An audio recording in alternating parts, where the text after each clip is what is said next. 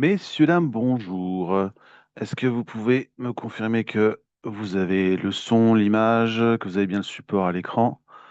Bonjour à toutes et à tous et bienvenue. Installez-vous pour ce webinaire consacré au rejet des attestations de salaire. Les éviter, les corriger.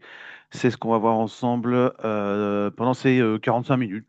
Bon, ça dépend si vous avez beaucoup de questions ou pas. Bonjour, vous répondez donc c'est que c'est parfait, son image OK, parfait. Donc je me présente Julien Godefroy, je suis chargé de relations entreprises à la CPM de Meurthe-et-Moselle et je serai votre animateur pour aujourd'hui. Bonjour Sandrine. Si vous avez des questions en cours de route, n'hésitez pas à les poser bien sûr, hein. Je suis là pour vous donner les informations, mais on est là également aussi pour échanger. Si vous avez des questions, n'hésitez pas à les poser. Alors, par contre, si vous pouvez utiliser le bloc QR, le bloc questions-réponses qui se trouve, je crois, en bas au milieu, pour poser vos questions, parce que je serai tout seul pour animer ce webinaire. Comme ça va me permettre de vous présenter le support et d'avoir les questions bien rangées dans le bloc qui convient pour pouvoir y répondre. Le support, je vous l'enverrai. Vous aurez le support, vous aurez le replay. Et bien sûr, la possibilité de nous contacter par la suite si vous avez des questions, besoin d'informations complémentaires. Là-dessus, il n'y a pas de souci. Je vois que vous êtes toutes et tous connectés, présents et à l'écoute. On va pouvoir y aller. Donc, on va parler d'un sujet qui va vous faire gagner du temps, va nous faire gagner du temps, va faire gagner du temps à tout le monde. Éviter et corriger les rejets sur les attestations de salaire, ô combien chronophages et combien de fois il faut reprendre. Donc, on va voir chaque point séparément et voir ce qu'on peut faire pour éviter les problèmes. Petite précision, on va dire de manière générale, sur les rejets des attestations de salaire, un peu pour vous donner un ordre d'idée de ce que ça peut représenter. Sur 2024-2025, c'est au niveau national, hein. Mais au niveau départemental, c'est à peu près partout du même acabit, hein, peu de choses près. Donc pour les rejets des attestations de salaire sur net entreprise, donc ce qu'on appelle les DSIJ, donc, pour la partie maternité, maladie, paternité, TPT, on est à peu près à 12-13% de rejet. C'est constant sur 2024-2025. On est sur les OD6, ce qu'on appelle les attestations d'ouverture de droit de 6 mois, on est à peu près 10% de rejet, un petit peu moins. Et par contre, pour tout ce qui est accident de travail et la maladie professionnelle, on dépasse les 30%, on est à un tiers des attestations qui sont rejetées, c'est énorme, hein. Mais c'est vrai que sur Net Entreprise, c'est de la saisie manuelle de l'étape 1 à l'étape 8 de A à Z, vous devez absolument tout saisir. Donc forcément, bah, les sources d'erreurs sont démultipliées. Alors que, bon, on le voit en fait en DSN, quand ça parle directement du logiciel de paye, où vous n'avez que les informations liées à l'arrêt de travail à saisir, le dernier jour de travail, le risque, la subrogation, ce genre de choses, à ce moment-là, les rejets sont beaucoup, beaucoup moindres, puisque tout ce qui est donné d'heures, de salaire, etc., c'est déjà intégré, ça remonte de la DSN mensuelle, et on le voit hein, pour les attestations maladie, maternité, paternité, on est à moins de 5% de rejets au niveau national.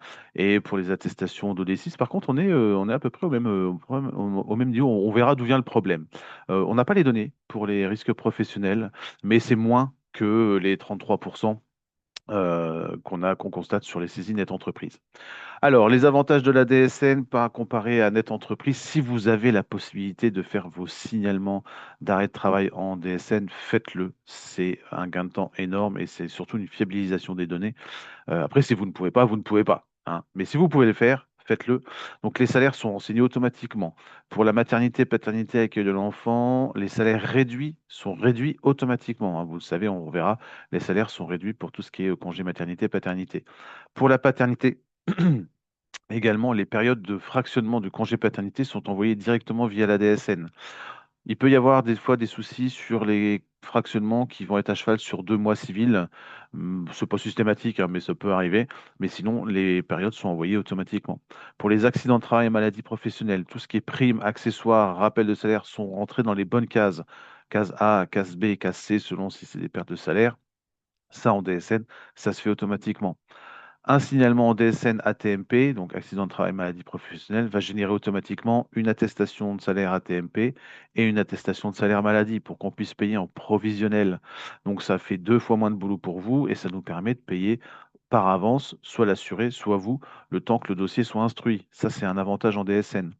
Le délai de paiement des IJ, bah, du coup, il est plus rapide. Le calcul des IJ est fait de manière sécurisée et fiabilisée puisqu'on a les données des DSN mensuels qui nous remontent, notamment les salaires. Moins de rejet des attestations de salaire et c'est un gain de temps pour vous et pour nous, hein, ça c'est clair et net. Et à l'inverse, bah, Net Entreprise. Voilà, il faut tout saisir. C'est un gain, c'est une perte de temps phénoménale. Puis surtout, il y a des risques d'erreur, en fait, c'est surtout ça. Et du coup, bah, derrière, il faut faire des attestations rectificatives, c'est pas toujours pratique. Quand est-ce qu'on effectue la déclaration de l'attestation de salaire? Dès que vous avez un arrêt de travail, même d'une journée. Alors, c'est vrai qu'on pourrait se dire, bah oui, s'il y a moins de 3 jours, il y a carence, donc ça ne nous concerne pas. Sauf que bah, ça peut concerner les personnes qui sont prises en charge affection longue durée. Donc, systématiquement, un arrêt même d'une journée, c'est une attestation de salaire, notamment aussi pour les arrêts temps complet d'une journée qui vont venir interrompre un temps partiel thérapeutique. Hein, vous avez, j'imagine, vous avez déjà eu le cas, temps partiel thérapeutique, je sais pas moi, d'un mois, il y a un arrêt d'une journée au milieu et il nous faut l'attestation de salaire pour cette journée d'arrêt, même si elle n'est pas indemnisée, parce que ça bloque en fait le paiement du TPT derrière. Ça aussi, c'est une source de rejet hein, au niveau des attestations de salaire. Pour chaque période de fractionnement du congé paternité, une attestation de salaire. Si vous ne pratiquez pas la subrogation, normalement, vous avez 5 jours pour faire l'attestation de salaire, à partir du moment où vous avez l'arrêt, bien sûr. Si vous pratiquez la subrogation, vous pouvez le faire au fil de l'eau avec la DSL mensuelle, ça ne pose pas de problème. Allez, on va voir le dernier jour de travail, les salaires, la subrogation, attestation de salaire au D6, les indemnités journalières qui sont déjà payées et comment corriger une attestation de salaire. On a beaucoup de choses à voir ensemble. Et on va voir tout ça dans les 45 minutes qui suivent. Alors, le dernier jour de travail. Il y a beaucoup de choses que vous savez, mais une piqûre de rappel, hein, ça fait toujours du bien. La date des JT est une date essentielle. C'est à partir de cette date que l'assurance maladie examine les conditions d'ouverture de droit, détermine la période de référence dont on a besoin pour calculer les indemnités journalières et bien sûr débute l'indemnisation. La règle générale, c'est le DJT, c'est la veille de l'arrêt de travail. Ça, c'est la règle de base. Particularité, toute journée commencée est due par l'employeur. Moi, ce soir, si je vais voir le médecin et le médecin me prescrit un arrêt de travail et met la date du jour, comme j'ai travaillé aujourd'hui, le DJT, ce sera aujourd'hui et l'indemnisation commencera à partir de demain. Ça, on va avoir le même cas en accident de travail, on va le voir, vous savez, en accident de travail, le jour de l'AT, accident de travail, accident de trajet, ça marche pour les deux. Le jour de l'AT est pris en charge par l'employeur, même si c'est sur le trajet pour venir bosser et commencer sa journée de travail. Alors, DJT maladie. Donc, on a un petit exemple là. On a quelqu'un qui a une activité salariée du lundi au vendredi, on le voit ici. Et il a un arrêt maladie qui commence le lundi. Le DJT, c'est systématiquement le dimanche, la veille, hein, même si c'est pas une journée travaillée. Alors, c'est pour ça que le terme DJT, dernier jour de travail, est un peu maladroit. Mais bon, ce serait compliqué peut-être de trouver autre chose, je sais pas. Puisque le dimanche n'est pas travaillé. Mais en fait, il n'est pas en arrêt de travail, donc il est possiblement en activité. C'est comme ça qu'il faut le comprendre. Donc, on va mettre le dimanche. Quelqu'un qui, je le disais, a commencé sa journée de travail, on est là sur un arrêt de travail qui commence le jeudi alors que la personne a travaillé le jeudi dans l'exemple. Le jeudi est tendu par l'employeur, le DJT, ce sera le jeudi 7 là, sur le tableau. Donc l'indemnisation commencera à partir du lendemain. Voilà, ça c'est la règle basique, tout simplement. Pour les congés payés, on va avoir le même système. Quelqu'un qui est en congé payé, en vacances, pendant 15 jours, là dans l'exemple, et pendant son arrêt de travail, pendant ses congés, pardon, il a un arrêt de travail. À ce moment-là, le dernier jour de travail, ce sera la veille de l'arrêt de travail et non pas la veille des congés. Hein. Donc là, pas de DJT le 3 dans l'exemple, mais DJT le 14 pour un arrêt qui travaille le 15. Est-ce la même chose lorsque le salarié n'a travaillé qu'une seule heure, le DJT sera toujours la veille? Alors oui, si ce sera toujours la veille. Si le salarié n'a pas travaillé le jour de la prescription d'arrêt de travail, le DJT, c'est la veille. Hop, je vais enlever ça.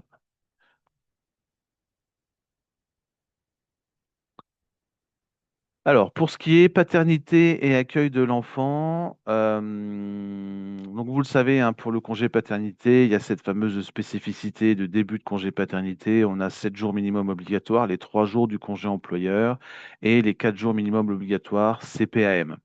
Donc, le salarié cesse toute activité au minimum 7 jours dès la naissance ou dès le premier jour ouvrable suivant. Si le salarié ne prend pas la totalité du congé, le solde sera pris en une ou deux fois, hein. Vous avez la possibilité de fractionner. Ça, vous le savez également, avec des périodes minimum de 5 jours. On retrouve notre petit tableau. Alors, vous avez une naissance, on le voit dans le tableau, le dimanche 3.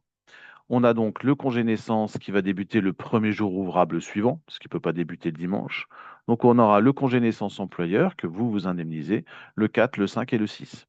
Puis les 4 jours minimum obligatoires du congé paternité, le 7, 8, 9, 10, sachant que nous on prend le dimanche également, puisqu'on travaille en jour, euh, mince, comment on appelle ça? En jour calendaire. Donc, on va avoir en DJT, et ça c'est bien important, le dernier jour du congé naissance. Hein, je le rappelle, même si vous le savez, l'erreur elle est vite faite. Donc, le DJT, c'est le dernier jour du congé naissance, non pas le jour de la naissance, non pas la veille de la naissance, mais la veille du congé CPAM. On a beaucoup de rejets, hein, par rapport à cette fameuse date-là, donc soyez vigilants par rapport à ça. Donc là, on va avoir le DJT le 6 pour un congé CPAM, paternité, qui sera du 7 au 10. Et pour la deuxième période de fractionnement du congé paternité, là on le voit, elle va du 18 au 24, il y a minimum 5 jours, donc ça c'est bon. On va avoir un DJT là la veille, tout simplement. Donc ce sera le 17. OK? Et à chaque période de fractionnement, une attestation de salaire, systématiquement. Sauf si elles sont collées, bien sûr.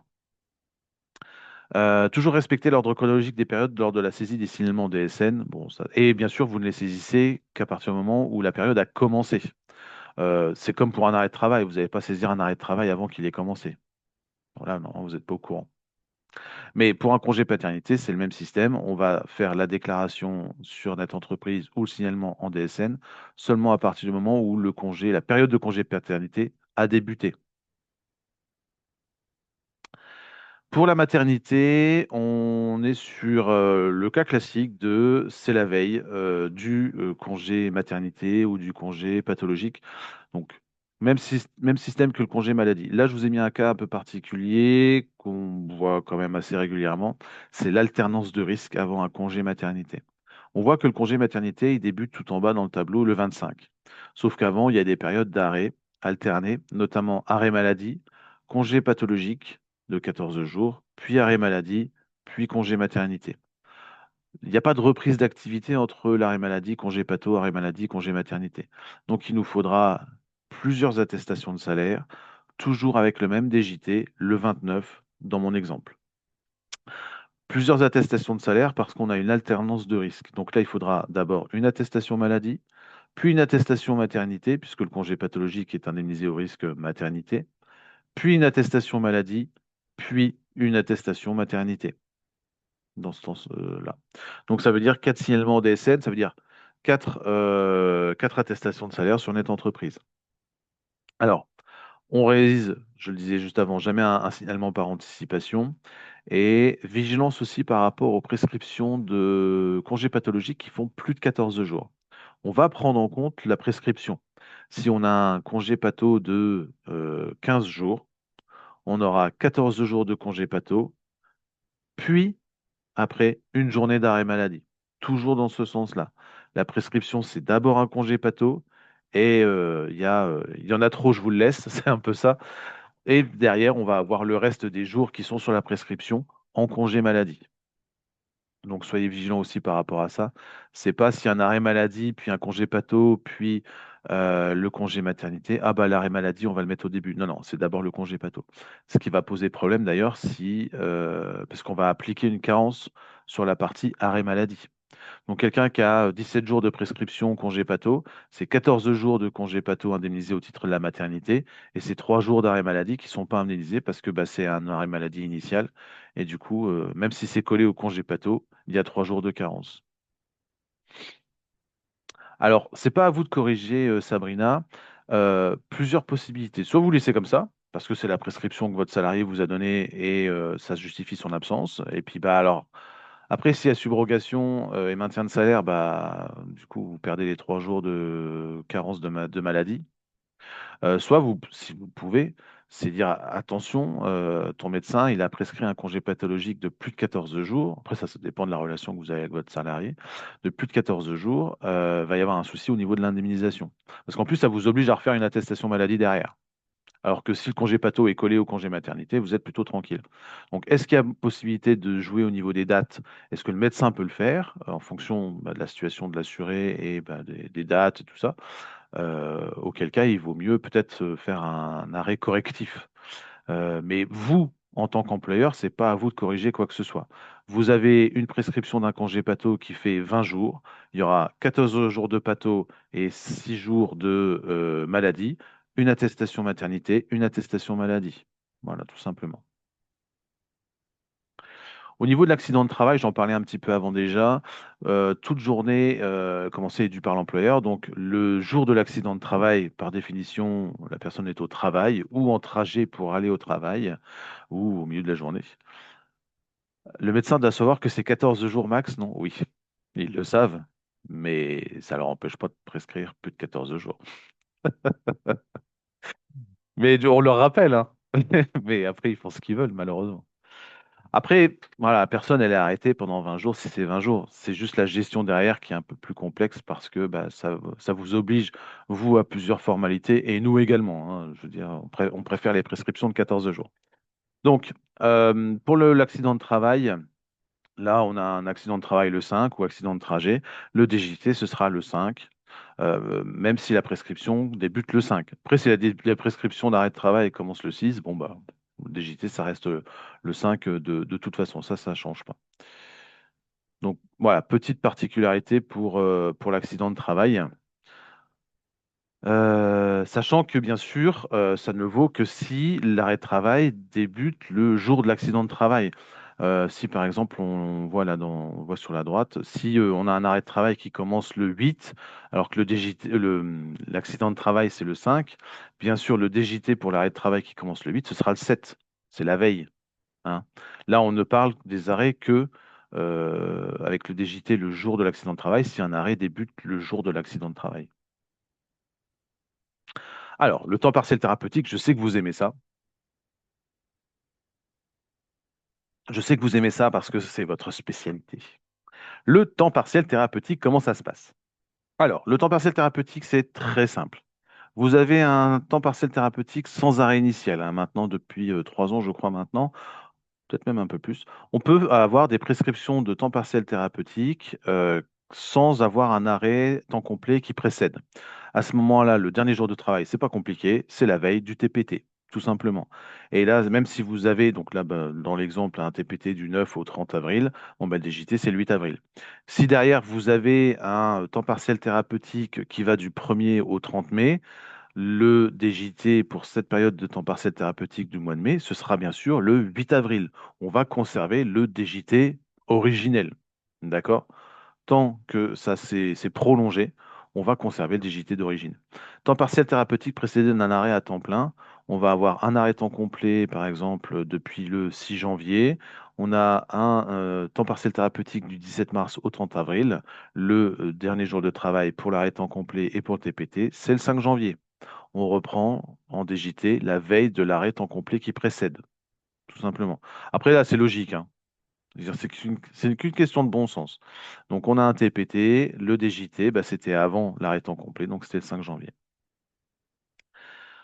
Alors, vous avez un arrêt temps complet qui interrompt le TPT. Il y avait en fait un fonctionnement un peu particulier au niveau de ces prescriptions. Il y a eu des modifications pour simplifier les choses. Aujourd'hui, en TPT, la règle, c'est on met, s'il n'y a pas d'arrêt temps complet qui précède, on met la veille du TPT.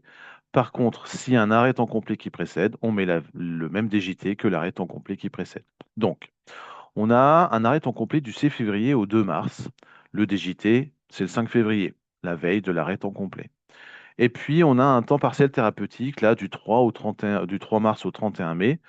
Donc, on va dire que c'est une période qui n'est pas interrompue. On aura toujours le DJT 5 février, la veille de l'arrêt temps complet qui précède le TPT. Et puis, on a un élément perturbateur, on a un arrêt temps complet qui court du 9 au 13 avril. Le DJT de cet arrêt temps complet, c'est bien sûr le 8 avril, la veille de l'arrêt temps complet. On est sur une règle de base, maladie, arrêt temps complet.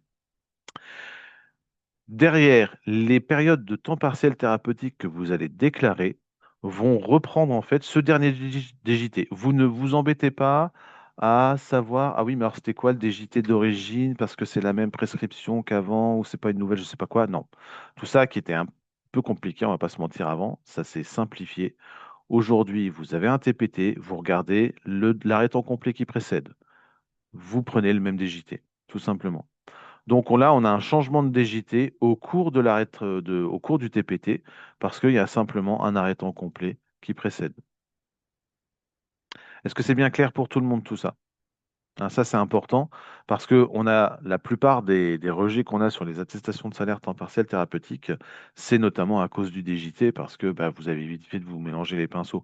Surtout, ne mettez jamais en DJT le dernier jour du TPT que vous déclarez. Si vous déclarez un temps partiel thérapeutique du 1er au 30 avril, ne mettez pas en DJT le 30 avril. Le TPT, c'est soit... Alors, ça a été harmonisé, Loane. Ça, ça a été harmonisé depuis le début d'année. On a tous eu les mêmes consignes. Maintenant, c'est ce fonctionnement-là qui prévaut. Vous aviez soit on gardait le DJT d'origine, ce fonctionnement-là est resté pendant encore longtemps, parce que ça, c'était celui d'avant. Et du coup, ils ont fait machine arrière, on revient sur celui-là. Mais aujourd'hui, Lohan, toutes les CPM doivent vous demander exactement la même chose, c'est-à-dire ce fonctionnement-là, avec en DJT, la veille de l'arrêt temps complet qui précède. Vous gardez ça en tête. Voilà, tout simplement. Si il y en a un qui vous dit le contraire, vous dites bah, mais c'est Julien de la Meurthe-et-Moselle, il m'a dit de faire comme ça. Et après, moi, je m'en occupe. Il n'y a pas de souci. Donc, pour rappel, au niveau du DJT, on retient, ça correspond généralement à la veille de l'arrêt de travail. Ça, c'est bien, ça simplifie les choses, on est d'accord. Quel que soit le jour, sauf si le salarié travaille le jour de l'arrêt. En cas d'arrêt initiaux non consécutifs, un nouveau signalement est requis pour chaque arrêt avec un DJT fixé la veille de chaque prescription. Euh, pour rappel, c'est vrai que là, je ne l'ai pas abordé parce qu'on a beaucoup de choses à voir. Pour rappel, on a ces fameux week-ends, un arrêt qui s'arrête le vendredi, une prolongation qui commence le lundi. Le samedi, dimanche ne sont plus indemnisés, mais par contre, vous avez à partir du lundi le nouvel arrêt qui est pris en prolongation, sauf s'il est coché initial, où là, il faut une nouvelle attestation de salaire. On a un flyer hein, qui est très bien fait sur le fonctionnement de l'enchaînement des arrêts de travail que j'ai mis à disposition sur notre portail employeur. Je vous redonnerai le lien dans le mail que je vous enverrai. Et vous avez plusieurs modes opératoires sur Net Entreprise. Vous avez plusieurs flyers d'informations sur la réglementation de la subrogation des arrêts de travail, etc., que vous pourrez récupérer. Donc attention, un arrêt initial, c'est une nouvelle attestation de salaire s'il n'est pas précédé d'un autre arrêt. En cas d'arrêt consécutif, même pour des risques différents, le DJT reste identique.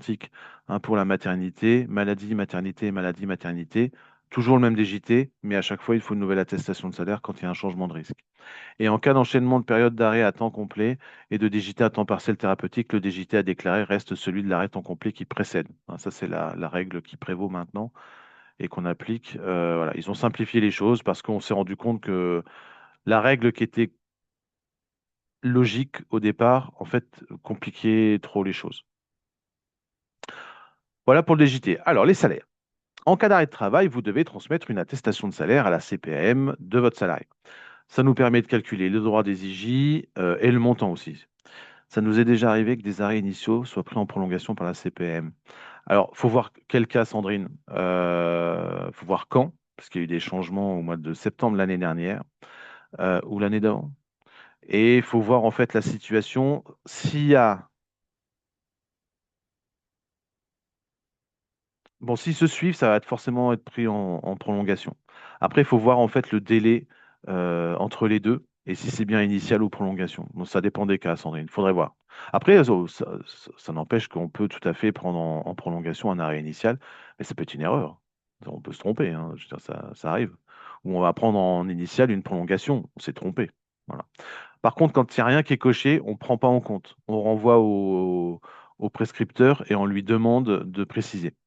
J'aimerais être rappelé concernant le sujet des salaires et attestation de salaire, s'il vous plaît, merci.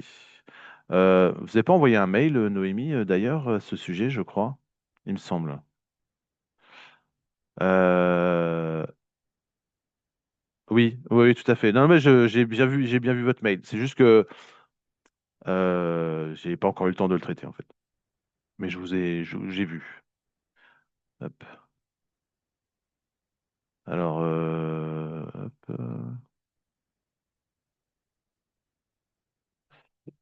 Alors, mais s'il s'agit d'une prolongation, mais qu'il y a un jour non pris en compte, comme le dimanche, par exemple, comment le gère-t-on?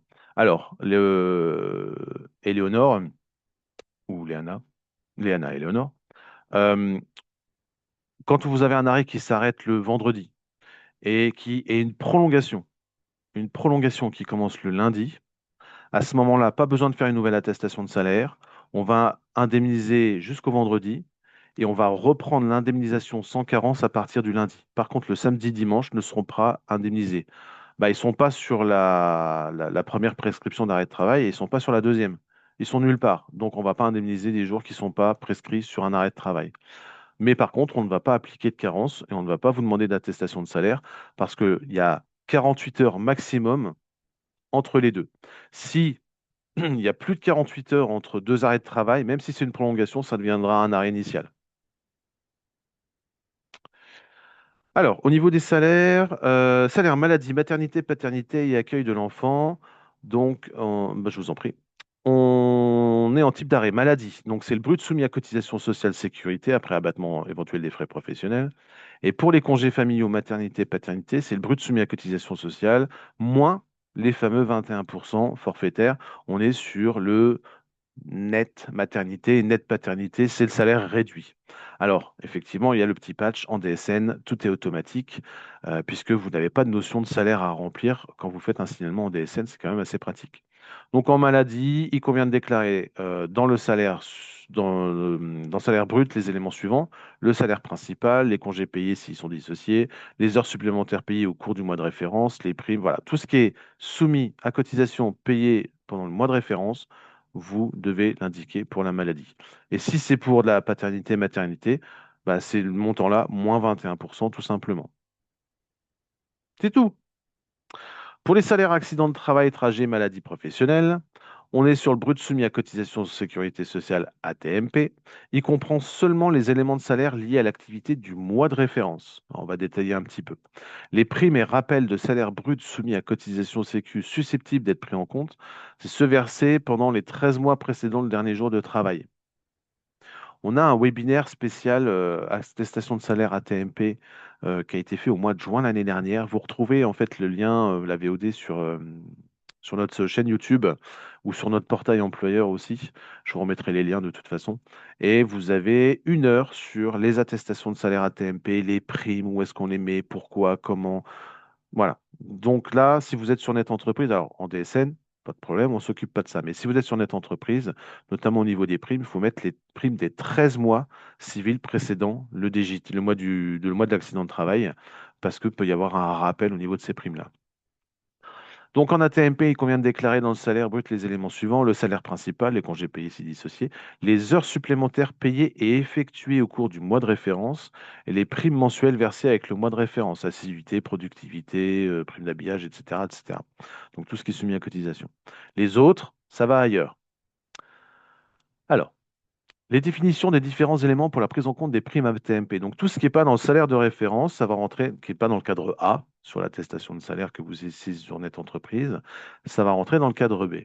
Et en fait, nous, on va prendre différents éléments pour pouvoir les prendre en compte ou pas. Notamment la date de versement de la prime. Il s'agit de la date à laquelle l'employeur effectue le versement de la prime. Par exemple, la date du virement. Cette date est déterminante pour la prise en compte de la prime. Savoir si on va reporter d'un ou 2 mois ou pas. Période de référence de la prime, il s'agit de la période à laquelle se réfère la prime versée. Donc c'est la période de référence est normalement différente de celle du mois de référence. La période de report, c'est la période sur laquelle on va prendre en compte cette prime et on va la reporter sur tant et tant de mois et on va voir si ça rentre dans le mois de référence.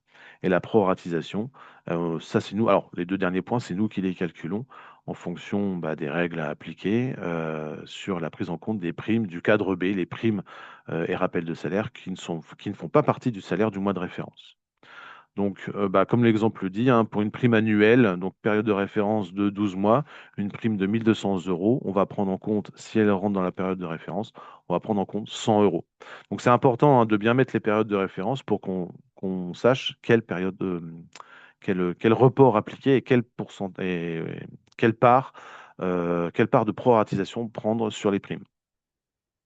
Alors, Quand on est sur de la DSN, c'est automatique, on le disait, parce que les primes vont remonter automatiquement dans le cadre B ou dans le cadre A selon leur type de, selon ce que c'est. Par contre, il faut être sûr que le paramétrage à l'origine soit bien fait, soit, j'allais dire bien paramétré, oui, le paramétrage est bien paramétré, pour être sûr que voilà, on ait bien les primes au bon endroit. Dans le cadre A, ce qui correspond au bloc 51, alors je ne sais pas si vous fonctionnez avec le système de bloc quand vous voyez votre logiciel et la DSN, mais on va retrouver donc tout ce qui est primes d'habillage, d'outillage, de transport, d'ancienneté, donc où la période de référence n'est pas indiquée parce que c'est celle du mois de référence, hein, c'est versé de manière mensuelle. Donc là, on va l'avoir dans le cadre A. Par contre, tout ce qui est autre, on va avoir dans le cadre B, donc notamment le 13e, 14e mois, prime de bilan, prime de productivité, de performance liée à la surcharge d'activité, etc. Donc, qui ont une période de référence différente de celle du salaire de base, du salaire de référence. Là, il faut indiquer ça dans le cadre B.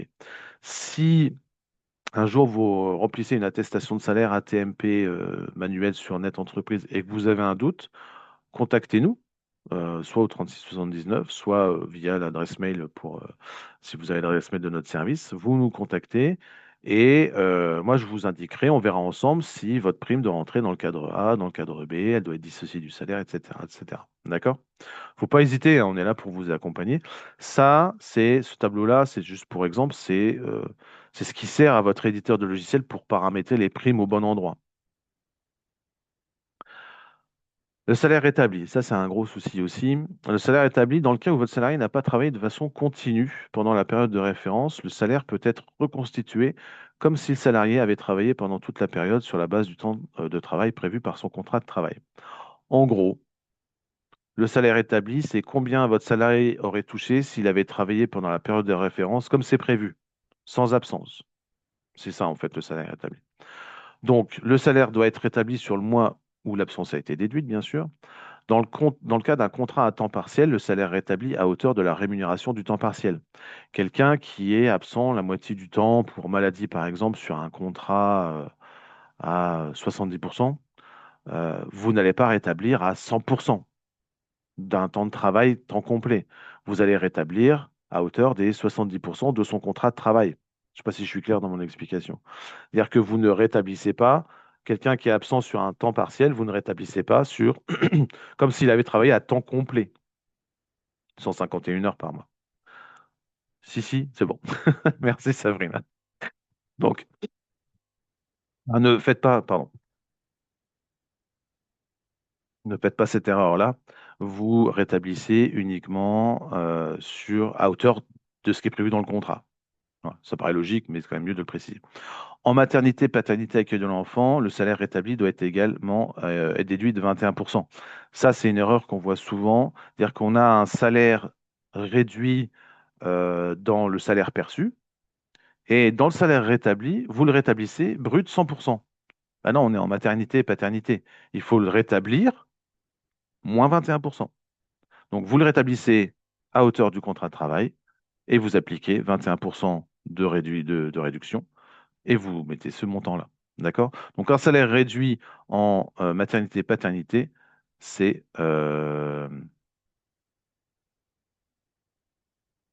salaire rétabli. Ouais.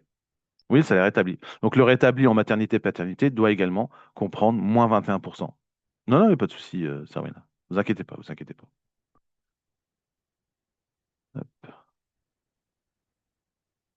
Cas particulier, les rémunérations à prendre en compte sont toutes celles soumises à cotisation sociale. Les avantages en nature ne doivent pas être comptabilisés ne doivent être comptabilisés que pour les jours de présence effective du salarié. Donc ça, c'est pas rétabli. Salaire rétabli, oui, en déduisant tout de même les éventuelles absences. En fait, les absences, elles sont déjà déduites dans le salaire que vous indiquez au départ. Quand vous remplissez une attestation de salaire maternité, vous allez avoir salaire perçu. Vous mettez, la personne était en arrêt la moitié du mois, arrêt de travail la moitié du mois, donc elle a touché 50% de son salaire. Vous mettez le salaire qu'elle a perçu. Donc ça, c'est l'étape 5, 1 sur 2, si je ne dis pas de bêtises, sur l'attestation maternité. Et alors, absence diverse, alors autorisée. Si vous avez juste une absence pour maladie, mettez bien le motif maladie. Si vous avez plusieurs types d'absence, vous mettez autorisé. Mais si vous savez quelle absence c'est exactement, vous mettez le motif maladie, AT, etc., etc. Et dans le salaire rétabli, vous mettez le salaire qu'elle aurait dû percevoir si elle avait travaillé comme c'est prévu. Mais bien sûr, comme on est sur une attestation maternité ou paternité, vous déduisez 21%. Alors, salaire rétabli. Quand faut-il rétablir un salaire?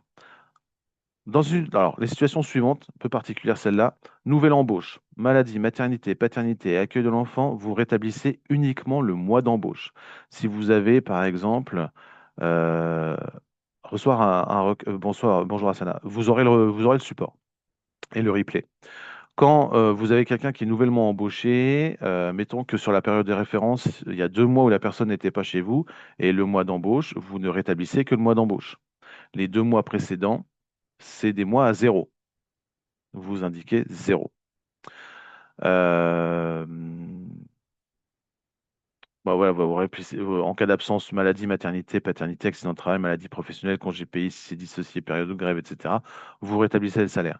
Si la personne était en absence non payée, non autorisée par l'employeur, donc absence injustifiée par exemple, la journée de solidarité, mise à pied, pour les salariés en activité discontinue, les intérimaires, vous ne rétablissez pas le salaire. Voilà. Donc, le salaire établi, c'est salaire brut perçu pour la présence effective du salarié durant le mois M, plus la part de salaire soustraite sur le mois du fait d'une absence autorisée. Et tout ça, ça nous donne le salaire établi. Donc, particularité, quand on est en maladie maternité, paternité, en maternité, paternité, on pense bien à déduire les 21% du salaire établi. Je le disais, sur la nouvelle embauche, c'est quand même un cas particulier. En cas de nouvelle embauche sur la période de référence, il convient de saisir un salaire à 0 € pour le ou les mois qui précèdent le mois d'embauche. Donc, par exemple, vous avez un arrêt de travail durant le mois d'embauche. La personne est arrivée le 1er juin et on est le 16. Le 16 juin, la personne est en arrêt de travail. C'est-à-dire que la période de référence, c'est euh, mars, avril, mai. Ça fait 0, 0, 0. Vous avez 3 mois à zéro. Donc nous, bien sûr, on va voir ça. Vous mettez motif de l'absence, nouvelle embauche sur salaire rétabli à zéro. C'est fait bizarre de dire salaire rétabli parce que vous mettez zéro, mais vous mettez motif nouvelle embauche. Et si vous faites l'attestation via Net Entreprise, nous, on va interroger le salarié pour lui demander les revenus de son activité précédente et on va indemniser sur cette base-là. Par contre, si vous faites en DSN, et c'est ça l'avantage pour nous, bah, c'est que ça va nous faire remonter automatiquement les salaires des activités précédentes. Et donc, on va pouvoir indemniser beaucoup plus vite votre salarié. Là, la DSN, pour le coup, pour nous, elle a un réel impact. Ça nous évite des démarches et surtout, bah, on a les informations parce que vous savez aussi bien que moi que quand on interroge les assurés pour avoir des informations, on n'a pas toujours les réponses ou ça peut mettre du temps. Quand il y a maintien de salaire, comment fait-on pour rétablir le salaire? Alors vous ne comptez pas la part de salaire maintenu, vous comptez la part de salaire travaillé, d'accord? Si vous maintenez le salaire, la part de salaire perçu plus salaire maintenu, du coup, ça fait le salaire rétabli. Mais sinon, dans le salaire perçu, vous ne mettez que le salaire où la personne a travaillé. L'expression n'est pas bonne, mais sans le maintien de salaire. Précision, en ATMP, en accident de travail, maladie professionnelle, la période de référence, c'est 1 mois de salaire. Vous rétablissez systématiquement le mois de référence. Votre salarié est arrivé le 1er juin. Un accident de travail le 16 juin. Période de référence, c'est le mois de mai. Le mois de mai, vous le rétablissez systématiquement. En ATMP, vous ne vous posez pas la question, vous rétablissez le salaire. Combien la personne aurait perçu si elle avait travaillé chez vous au mois de mai, comme c'est prévu sur son contrat de travail, si elle avait bossé au mois de mai, si elle avait été chez vous. Donc, le salaire rétabli à zéro avant le mois d'embauche, ça ne concerne que la maladie. En ATMP, le système un peu différent, il faut absolument rétablir systématiquement le mois de référence.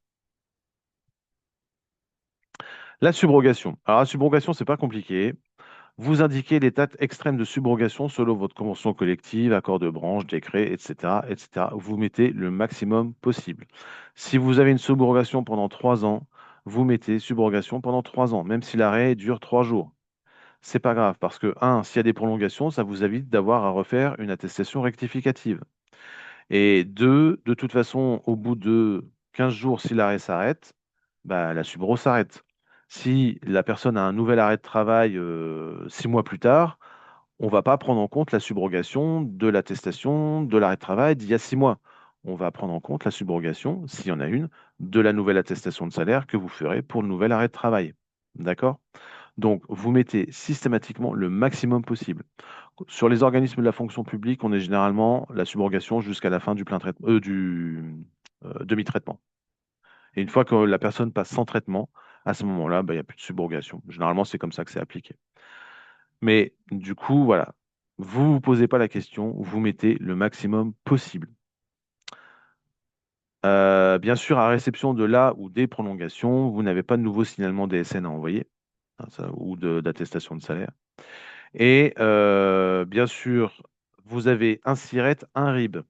Attention, si vous nous envoyez une attestation de salaire avec un autre RIB, avec un autre IBAN, on va changer le destinataire de paiement, on va changer le compte bancaire de paiement de tous les arrêts liés à ce SIRET-là. C'est un RIB, un SIRET. Le SIRET, le RIB, il est lié au SIRET, il n'est pas lié à l'assuré. Donc, extrême vigilance par rapport à ça, parce qu'on a déjà eu des problèmes où, en fait, vous avez plusieurs établissements, vous faites un signalement pour un salarié et vous vous trompez d'IBAN. Vous avez mis l'IBAN d'un autre établissement. Bah, nous, on reçoit une nouvelle attestation de salaire avec une nouvelle information bancaire et systématiquement, alors il peut y avoir des contrôles a posteriori, on vous demande un RIB pour vérifier, mais on va changer les coordonnées bancaires de tous les arrêts de travail liés à ce SIRET-là. Donc vous imaginez derrière le ramdam pour tout remettre dans le bon sens. On va demander des attestations rectificatives, un RIB, des confirmations de changement de coordonnées bancaires, etc., etc. Donc soyez vigilants par rapport à ça.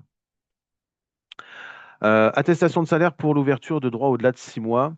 Vous avez la durée totale de l'arrêt prolongé est supérieure à 6 mois. Donc, c'est tous les arrêts cumulés en prolongation. On dépasse les 6 mois. Il faut renouveler la démarche de transmission d'attestation de salaire. En fait, il faut nous envoyer une attestation de salaire d'ouverture de droit de 6 mois. Vous la saisissez sur Net Entreprise ou en DSN, c'est automatique. En fait, tant que vous enregistrez des arrêts dans votre DSN, dans votre logiciel pour le salarié, le système dit, OK, la personne est en arrêt de travail, je vais envoyer une attestation d'ouverture de droit de 6 mois à la CPAM. C'est automatique, c'est très pratique. Sauf que si la personne a repris son arrêt, son activité, n'est plus en arrêt de travail, et que vous avez oublié de clôturer, ou vous l'avez pas dans votre process, vous l'avez pas, de clôturer le signalement et de notifier qu'il y a bien une reprise de l'activité, là, le salarié, en fait, il a repris, mais nous, on va recevoir une attestation d'ouverture de droit de 6 mois à tort. Et ça représente quand même 10% des attestations de salaire qu'on reçoit au D6. Donc, vigilance aussi par rapport à ça. Les OD6 reçus à tort, c'est du temps de traitement perdu pour nous, en fait. Alors après, pour vous, c'est transparent parce que c'est envoyé automatiquement via la DSN. Mais nous, ça vient engorger les injecteurs, en fait. Donc, soyez vigilants par rapport à ça aussi.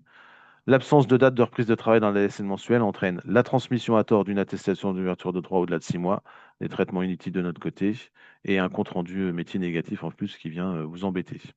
Donc, lorsque votre salarié a repris son travail, indiquez bien dans votre logiciel DSN mensuel cette date de reprise de travail réelle et son motif. Je viens de voir le cas d'un salarié en arrêt de plus de 6 mois et malgré le fait de tout déclarer en DSN, le salarié est venu me demander d'envoyer une attestation de salaire. Il faudrait voir pourquoi. Après, ça peut arriver qu'elle n'ait pas été envoyée. Il faudrait voir pourquoi aussi. Est-ce qu'on l'a reçu, pas reçu? Est-ce qu'il manque des informations dessus? Des fois, hein, on reçoit des attestations au D6, elles sont vides. Ça peut arriver. Alors pourquoi ça, je ne sais pas. Peut-être un problème de paramétrage dans le logiciel. Je ne pourrais pas vous dire. Il faudrait voir quel cas c'est, Émilie, exactement. Et pour des arrêts de plus de 2 ans, je n'ai plus l'habitude de déclarer la prolongation en DSN pour ma part. Ah bon? Bah, normalement, tant qu'il est en arrêt, vous pouvez mettre des prolongations. Alors après, on n'a plus besoin de l'OD6. L'OD6, c'est une fois, hein. Une fois que l'attestation de droit, enfin, une fois que la prolongation et l'arrêt prolongé a dépassé les 6 mois, on fait une OD6 et après, c'est bon. Mais que vous puissiez pas enregistrer plus de 2 ans d'arrêt de travail dans votre logiciel, ça me paraît bizarre, ça. Et là, je pourrais pas vous aider, malheureusement, parce que pas du tout c'est pas du tout mon rayon. Désolé. Indemnité journalière déjà payée. vous nous envoyez plusieurs fois une attestation de salaire pour le même arrêt. Arrêtez tout de suite. Attestation de salaire en double, on en a. Risque de trop perçu d'indemnité journalière, bien sûr. Alors, l'envoi d'une double attestation de salaire peut entraîner un paiement en double, des régularisations, des indus pour le salarié ou pour vous. Enfin bref, ça vient mettre un peu le boxon dans le dossier. Donc, soyez vigilants à ça. Surtout si vous avez un SIRET centralisateur ou si vous avez plusieurs établissements avec un qui gère les arrêts et d'autres pas, parce que ça nous arrive d'avoir un arrêt de travail pour un salarié, puis on va avoir un signalement en DSN du siège avec un SIRET et une attestation de salaire via Net Entreprise avec le SIRET de l'établissement de rattachement du salarié. Du coup, on a deux SIRET. Bah, nous, on a deux employeurs en fait. Donc, on a double paiement. Et quand on s'en rend compte, bah, on fait des indus. Et du coup, bah, vous, c'est mince, c'est payé, mais ça a été payé en double, ils ont repris la CPM, comment ça se passe? Donc, soyez très vigilants par rapport à ça. C'est une attestation de salaire sur un arrêt. Vous vérifiez bien sûr avant l'envoi qu'il n'y a pas un signalement DSN qui a déjà été fait. C'est pour ça que tout faire en DSN, c'est pratique. Vous avez le suivi sur le tableau de bord, c'est quand même mieux dans le logiciel directement normalement. Et un seul envoi suffit. Pas d'attestation de salaire ou pas de signalement en cas de prolongation. Pour l'initial, ça suffit. Voilà. Pareil, si vous faites un signalement, enfin pas un signalement, mais une saisie via Net Entreprise, ne nous envoyez pas le papier. Bon, on l'a plus trop ça maintenant, mais à une époque, on avait beaucoup de doublons, on avait des saisies sur Net Entreprise, et en plus, vous imprimiez le PDF que vous sort Net Entreprise et vous nous l'envoyez papier. Ah non, non, juste la transmission Net Entreprise, ça suffit. Si jamais vous faites un signalement DSN ou une Net Entreprise et que ça n'arrive pas chez nous, c'est peut-être que le rattachement, ça peut arriver, le rattachement du salarié n'est pas bien fait. Il peut avoir eu un changement de situation et il ne nous a pas informé. Du coup, l'attestation, elle est partie dans les limbes ou dans son ancien régime ou dans son ancienne caisse. Sauf qu'il n'y a pas de transmission. Il faut que ça arrive au bon endroit. Donc, ça veut dire qu'il faut que votre salarié nous prévienne, prenne contact avec nous pour faire la mise à jour de sa situation. Ça aussi, ça arrive assez régulièrement. Comment on corrige une attestation de salaire? Sur les comptes rendus DSN que vous avez, ça c'est pratique, vous avez différents types de comptes rendus, OK, KO, anomalie. Donc, selon le type de compte rendu que vous avez, selon le retour que vous avez sur vos attestations, sur vos signalements, bah, vous allez pouvoir appliquer telle ou telle solution. L'attestation de salaire est-elle réceptionnée par l'assurance maladie? Quand on est en OK, oui. Et quand on est en KO, oui. En fait, OK et KO, ça veut dire est-ce que l'attestation, elle est bonne? Dans les deux cas, on l'a reçue. Est-ce qu'elle est bonne? Quand c'est OK, oui. Ça veut dire que votre attestation, elle est bonne. Ça ne veut pas dire qu'on va payer. Ça veut dire que vous avez bien fait votre job. Voilà. Vous avez envoyé une attestation avec tout ce qu'il faut, des JT, Subro, les heures, machin, elle est conforme. D'accord? Par contre, on peut très bien avoir un compte rendu sur, avec les informations données, il n'y a pas l'ouverture de droit. On ne peut pas payer. Ou alors, votre salarié ne nous a pas encore envoyé la prescription d'arrêt de travail. Du coup, on doit attendre de la recevoir. Donc, OK, ça ne veut pas dire que c'est bon. Ça veut dire que votre attestation est faite, vous êtes dégagé de vos responsabilités, vous avez fait le job. Par contre, derrière, il faut voir s'il ne manque pas des éléments, notamment l'arrêt de travail. Et dis donc, il y a la CPM qui nous a dit que tu n'avais pas encore envoyé ton arrêt de travail, c'est 48 heures pour l'envoyer. Ça, vous pouvez donner l'information. Quand c'est KO, ça veut dire que l'attestation de salaire, il y a un problème, lequel on va voir. Anomalie, on n'a rien reçu. C'est-à-dire que c'est même pas arrivé chez nous. Ça, souvent, c'est un problème de paramétrage. Et on va avoir notamment un exemple assez courant, c'est DSN mensuel N-1 manquante. Donc ça, c'est un compte-rendu qui est hyper important pour vous parce que ça veut dire que vous n'avez rien transmis. Ça veut dire que nous, bah, on est en droit de se dire, bah, l'employeur, il n'a pas fait son job, c'est pas bien. Sauf que bah, c'est juste qu'il y a un moment dans le système, il y a pas il y a deux contrôles hein, en DSN, et il y a un des contrôles qui n'est pas passé et l'attestation n'a pas été reconstituée. Là, il faut voir d'où ça vient et demander soit faire un rectificatif dans la DSN mensuelle suivante, soit voir avec l'éditeur de logiciel d'où vient le problème, éventuellement de paramétrage. Les DSN mensuel N-1 manquante, ça peut être sur des changements de contrat ou même des modifications dans le contrat.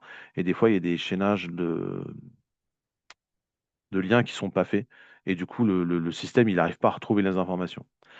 Sur les comptes rendus qui sont OK et KO, en fait, enfin surtout KO, qu'est-ce qu'il faut faire? Saisie d'une attestation rectificative.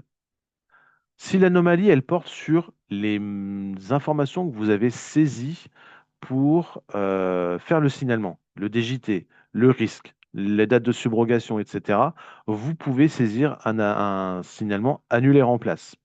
Le signalement annulaire en place, c'est l'équivalent de l'attestation rectificative sur net entreprise. Donc là, vous faites un signalement annulaire en place parce que vous pouvez modifier une des informations saisies. Par contre, si l'anomalie, le chaos, il porte sur les salaires, genre on vous met salaire incohérent, etc., etc. Donc, ce sont des éléments qui remontent de la DSN mensuelle. Ça, vous ne pouvez pas le modifier vous-même. C'est dans le système. C'est ce qui est rentré dans la DSN, c'est ce qui remonte automatiquement. Donc, si vous faites un signalement annulaire en place, on va recevoir les mêmes informations. Du coup, l'attestation, elle ne sert à rien. Donc là, il faut soit faire les modifications dans la DSN et avec la mensuelle suivante, une fois que c'est modifié, nous refaire une attestation de salaire annulaire en place. Mais du coup, on perd beaucoup de temps.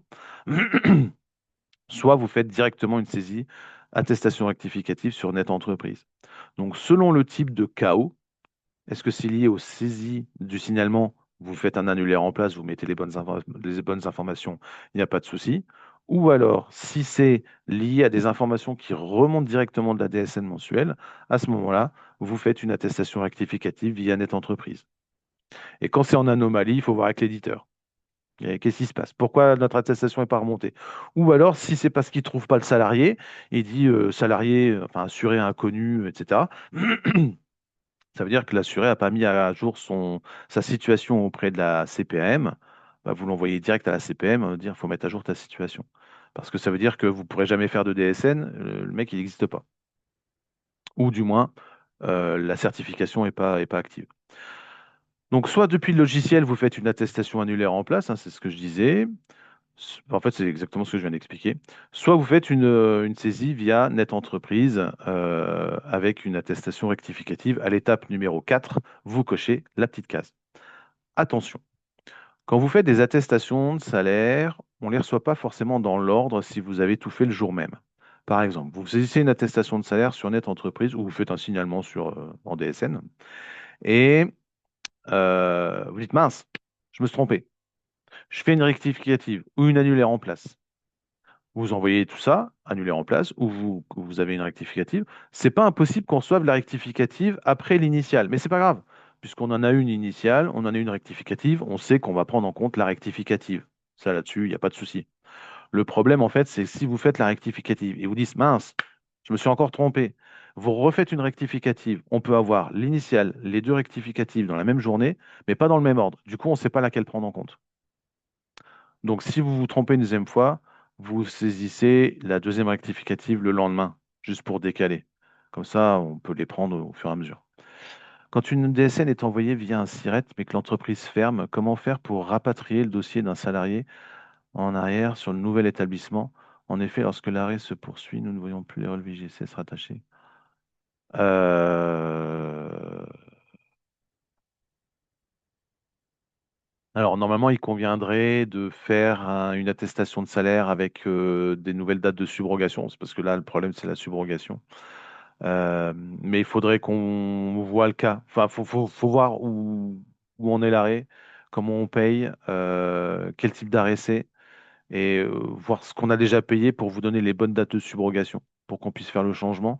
Et surtout, il faut nous prévenir parce que comme ça, on peut faire la modification.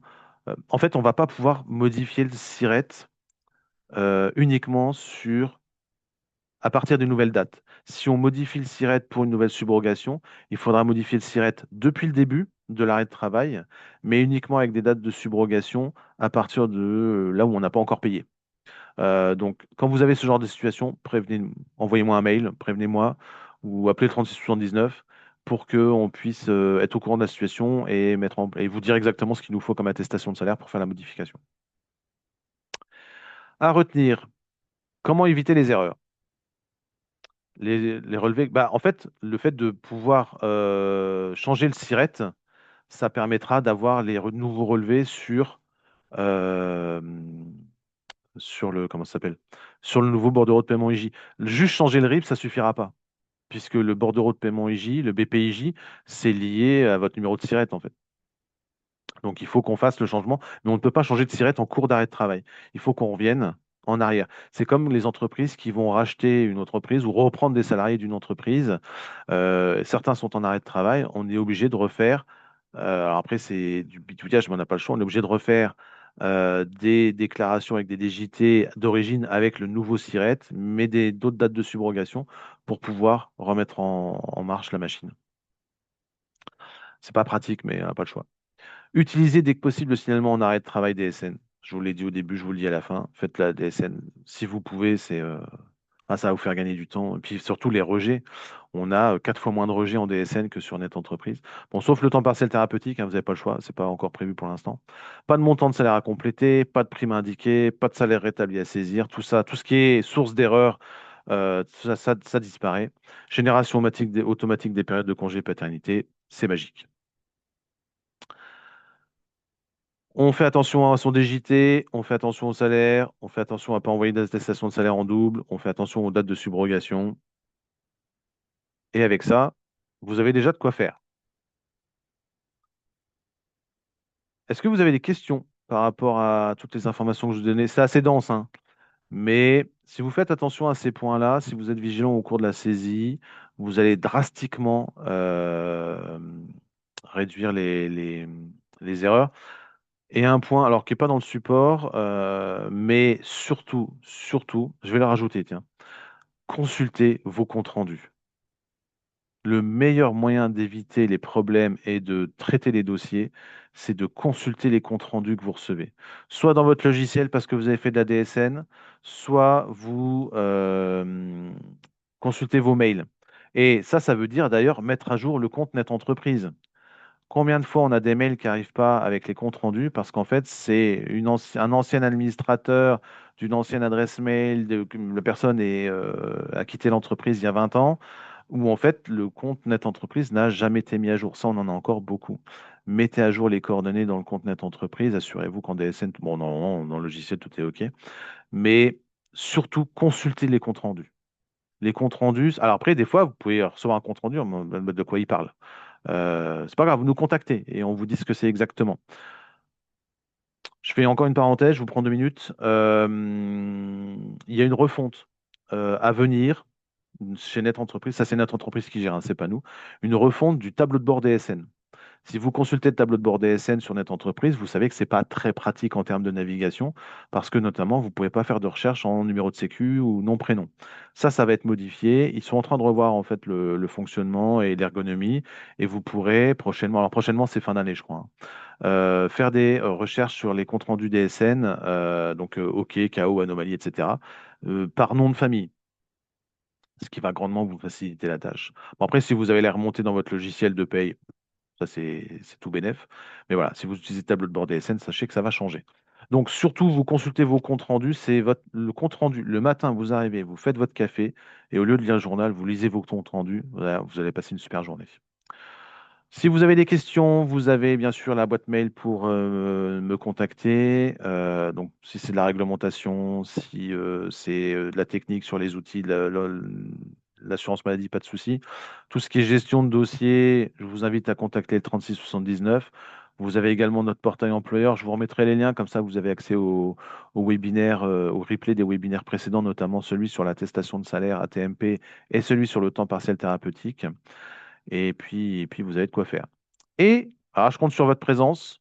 On a un très joli webinaire au mois de juillet avec un thème qui, je suis sûr, vous passionne, le congé supplémentaire de naissance, les 21 et 28 juillet. Donc, c'est fin du mois. Si vous êtes en vacances, arrêtez tout. Revenez de vacances. Et je vous parlerai donc du congé supplémentaire de naissance. Je vous dirai tout, comment ça marche, qu'est-ce qu'il faut faire.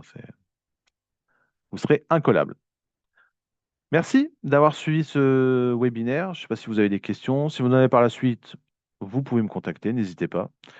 Et puis, ben, on a un peu traîné. Du coup, il est midi, je vous libère. Prenez soin de vous, prenez soin de vos salariés, prenez soin de vos attestations de salaire. Et je vous dis bon appétit et à bientôt pour de nouveaux webinaires.